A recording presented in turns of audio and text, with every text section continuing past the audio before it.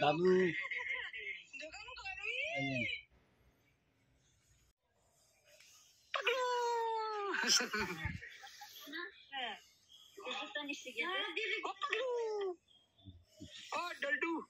দাও কোলে দাও হ্যাঁ কোলে দাও কোলে এখনই যাবো গা দোকান এই যে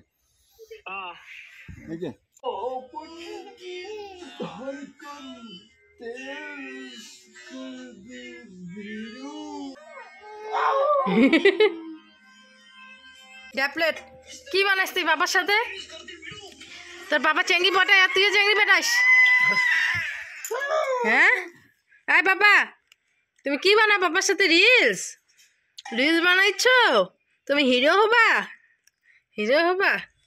সবাই কমেন্ট করে বলো যে একদম তানিশের মতো হয়েছে। সেটা কি সত্যি? আমার মতো কি একটুকু হয়নি আমার ছেলে? তোমরা একটু বলো সত্যি করে। এই বাপ বেটা, হ্যাঁ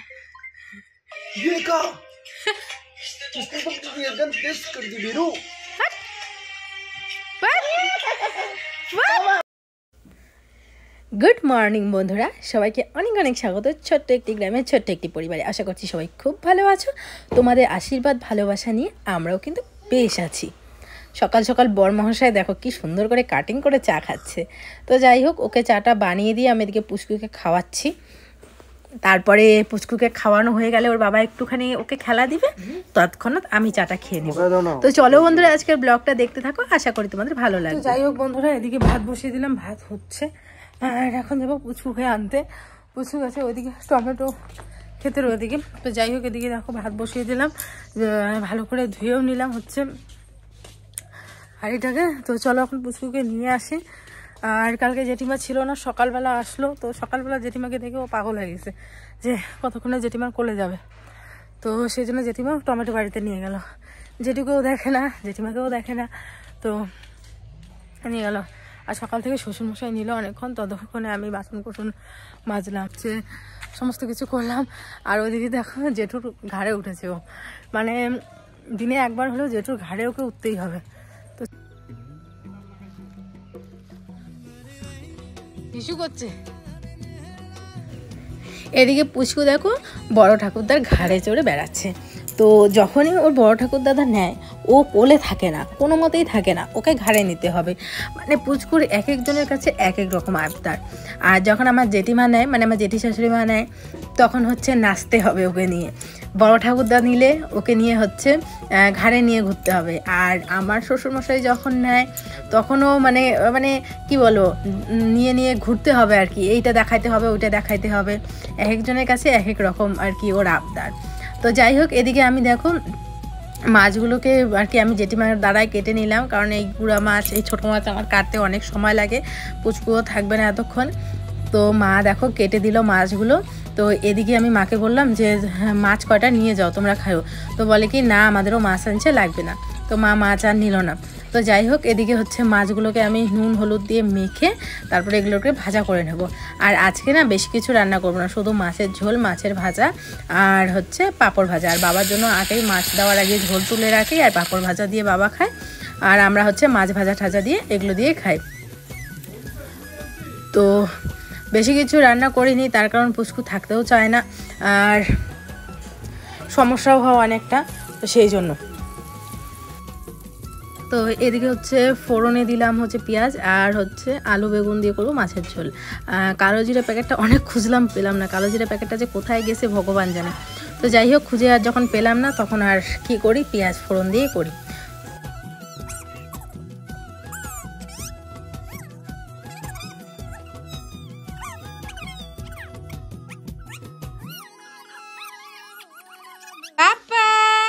তো পাপাকে এখানে বসিয়ে রেখেছি, পাপাকে এখানে বসিয়ে আর আমি এদিকে রান্না করছি।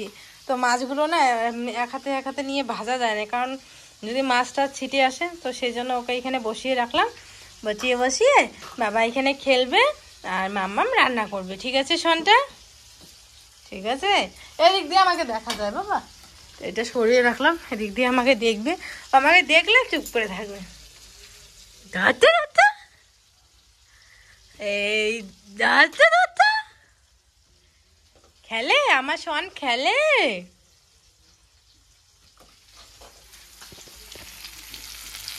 আর এদিকে হাতা দিয়ে যাচ্ছি, কারণ এই ঝোলটা নামিয়ে রাখবো বাবার জন্য। বাবা তো মাছ খায় না, জানোই তোমরা। যাই হোক বন্ধুরা, ঘরের সমস্ত কাজ শেষ। এই লেপ আর ব্ল্যাঙ্কেটটা রোদ্রে দিয়েছিলাম, তো রোদ্রে থেকে নিয়ে আসলাম। বিছানাটা ঝেড়ে ঝুড়ে আবার পাতলাম নতুন করে। পুচকু এখন ঘুমোচ্ছে। বাবার কাছে যতক্ষণ ছিল ততক্ষণ এই কাজগুলো করলাম। আর এদিকে যে জামা কাপড়গুলো রোদে থেকে নিয়ে আসলাম, কাঁথাগুলো সমস্ত শুকিয়ে গেছে। বাবুর জন্য গরম জল করে রাখলাম। এখানে গরম জল করেছি, ফ্লাক্সে ঢুকিয়ে রেখেছি গরম জল। আমিও স্নান ধান করে আসলাম। এই জায়গাতেও একটু কাপড় চোপড় ছিল, সেগুলো রাখলাম। এখানে ঝুড়িতে আরও কাপড় চোপড়, মানে কাপড় চোপড় ধুতে ধুতে আমি শেষ। তো বাবার খাওয়া শেষ, এখন আমি খাবো। আর তোমাদের দাদাভাই হয়তো বা আস্তে আস্তে অনেকটা লেট হবে, তো ওর জন্য আর অপেক্ষা করবো না, খেয়ে নেবো। খাওয়া দাওয়া করে একটু শোবো। কালকে রাতে এক ফোঁটা ঘুম হয়নি, ও এক ফোঁটা ঘুমাইতে দেয়নি। প্রচণ্ড অত্যাচার করছে রাত্রেবেলা। রাত্রে 2টার সময় উঠে অনেক জিনিসপত্র নিয়ে বসছে, ও খেলবে। কি বলবো বন্ধুরা, পুচকে এত দুষ্টু হয়েছে। খাওয়া দাওয়া করে হাতটাও কলের পাড়ে ধুতে যেতে পারি নাই, ও ঘুম থেকে উঠে পড়ছে। উঠে একটা স্বভাব শিখছে এখন। আগে তো চুপচাপ থাকতো, হাসতো, খেলতো। এখন নতুন স্বভাব হয়েছে, ও মা ছাড়া কিচ্ছু বোঝে না, শুধু সারাদিন ম্যা ম্যা ম্যা ম্যা করতে থাকে। খুব রাগ উঠে ওর ওপর আমার এখন, খুব রাগ উঠে, খুব মার দিতে ইচ্ছা করে ওকে আমার, খুব মার দিতে ইচ্ছা করে। ওই যে খাওয়া দাওয়া করে থালটা আমি এই কি থালের মধ্যেই হাত ধুলাম, ঘরের মধ্যে থালের মধ্যে হাত ধুয়ে এই যে আসলাম। উঠে আছে মহারাজ। কতক্ষণ ঘুমাইছে তোমরাই বিশ্বাস করবে না। খালি আমি ঘরটা একটুখানি গোছাইলাম, না ঘরটা গোছাই নাই, সরি, ঘরটা তো ওকে মানে বাবাকে দিয়েই গোছাইছি। শুধু ও ঘুমাইলো পরে ঘরটা ঝাড় দিলাম, বারান্দা ঠান্দাগুলো ঝাড় দিলাম, দিয়ে ভাত খেতে বসলাম। মিনিমাম 10 মিনিট কোন বাচ্চাটা ঘুমায়? আই ও আমি বলে রে শোনা বাবা।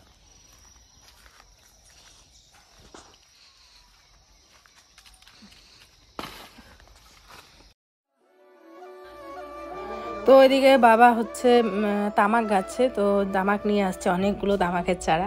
এবার প্রথম লাগাই দিয়েছে তামাক। তো এদিকে আমাদের ক্ষেতে লাগানো শেষ, এখন জেঠুদের ক্ষেতে লাগাচ্ছে। আর আমি এদিক থেকে আমাদের ক্ষেত থেকে নেবো বেগুন। বেগুন হচ্ছে বাড়িতে নেবো। আমাদের বেগুনটা সবসময় লাগে, মানে বেগুন পোড়া, বেগুনের তরকারি, মানে বেগুনটা আমরা বেশি খাই। তো যাই হোক,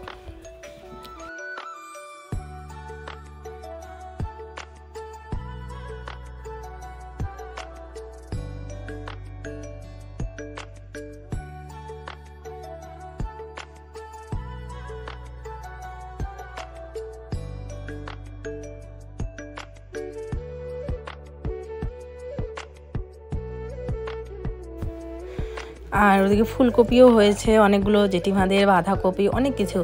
আর পিসির বাড়ি থেকে না আমি কতগুলো সূর্যমুখীর চারা নিয়ে আসছি। বাবা হচ্ছে ক্ষেতের মধ্যে লাগিয়ে দিয়েছে, এই যে এখানে আলু ঠালু লাগাইছে না, তার মাঝখানে সূর্যমুখীর চারা লাগাইছে। এত বড় বড় সূর্যমুখীর চারা হয়েছে, কি বলবো তোমাদের, পরে আমি পারলে একদিন ভিডিওতে দেখাবো।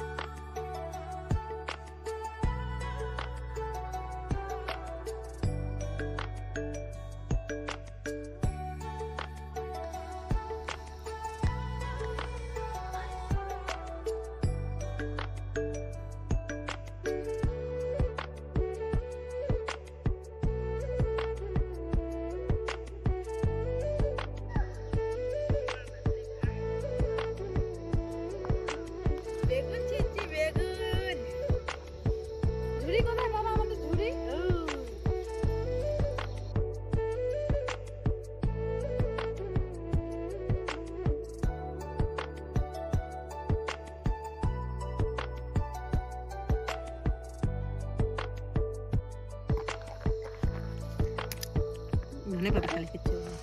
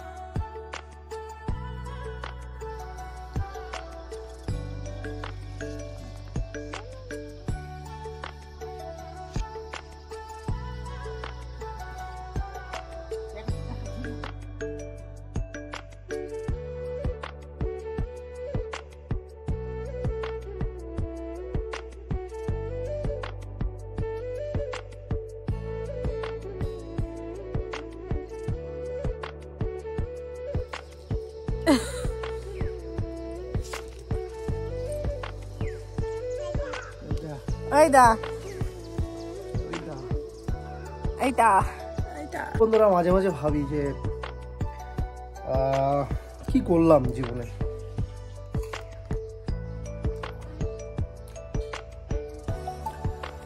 প্রেম করে বিয়ে করলাম, আলটিমেটলি আমার কি লাভ হলো?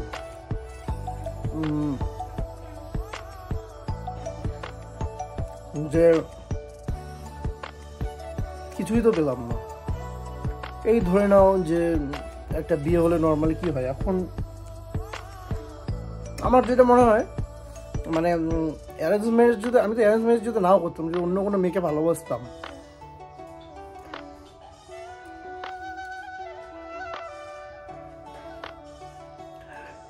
যদি অন্য কোনো মেয়েকে ভালোবাসতাম, আগে যেরকম ছিলাম, আমার যেরকম বডি ছিল, লুক ছিল, হামেশাই পড়তো আর কি, তাই না? আমার আগের চেহারা তোমরা দেখেছো। ইভেন এমনও এখনও হয়তো বা কাউকে প্রপোজ করলে আর কি মানা করবে না, আর হয়তো বা আমাকে দেখলে এখনও অতটা বোঝা যায় না যে ছেলের বাবা বলছি বা কিছু লোকটা। তো কিছু জিনিস ভাবি যে কি বিয়ে করলাম প্রেম করে আমি কি পেলাম জীবনে? না তো বাড়ি পেলাম, না তো গাড়ি পেলাম, না হচ্ছে টাকা পয়সা পেলাম, না সোনা গয়না পেলাম। মানে হয়তো ভাবি আর কি, এগুলো মনের চিন্তা ভাবনা আর কি, যে মনে মাঝে মাঝে ভাবি।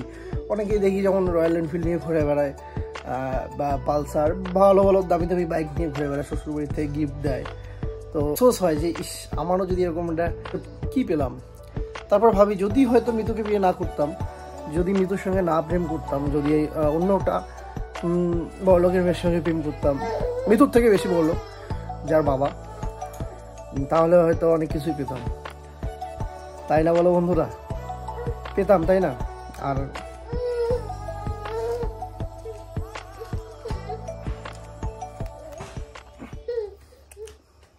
ভাবি সত্যি কি করলাম।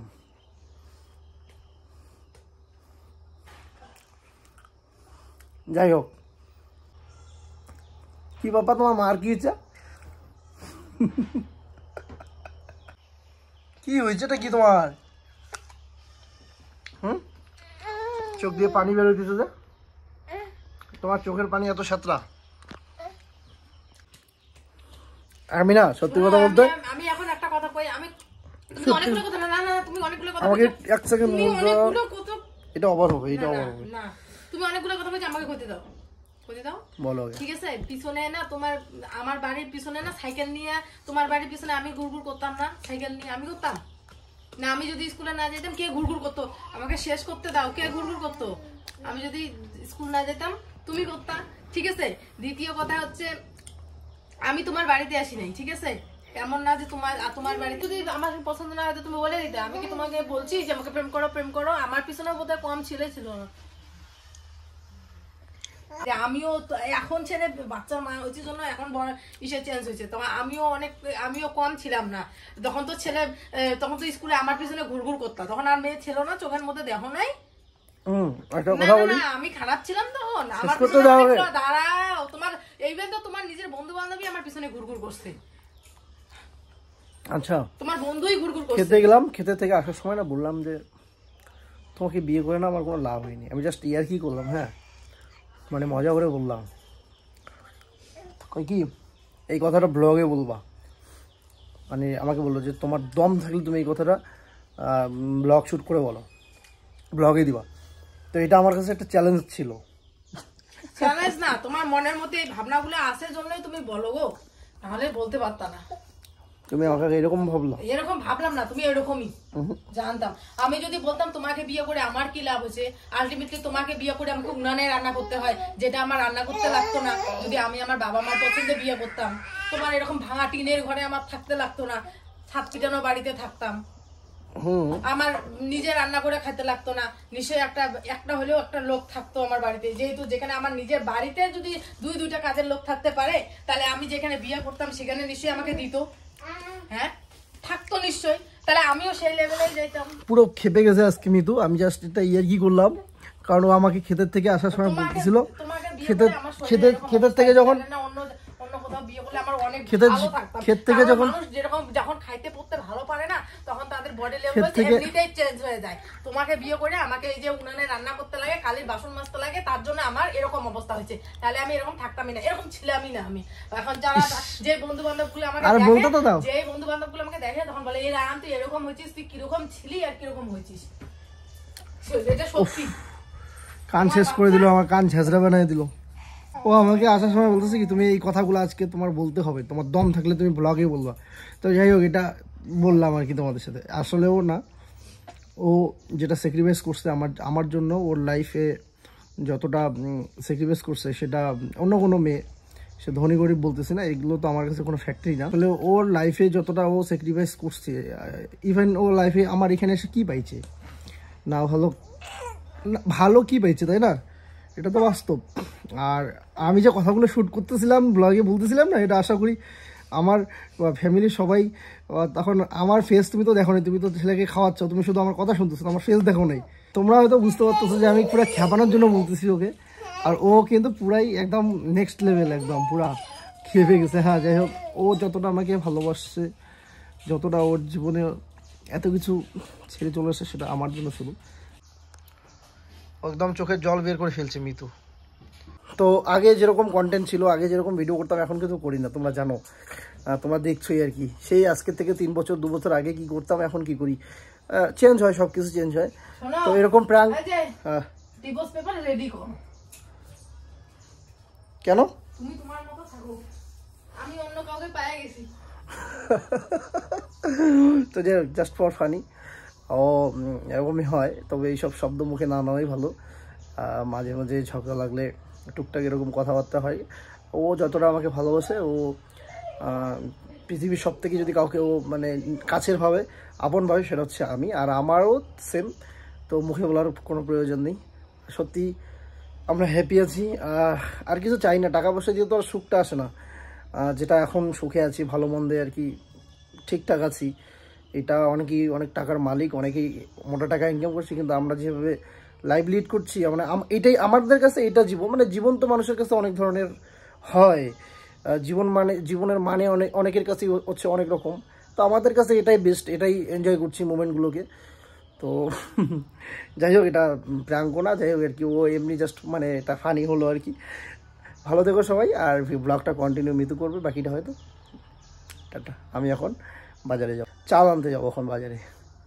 আর ও পুরো খেপসে, ও ফাস্টফুড পছন্দ করে। আজকে চপ নিয়ে আসবো, সিঙ্গারা নিয়ে আসবো, ওদের যা যা পছন্দ সবগুলো নিয়ে আসবো।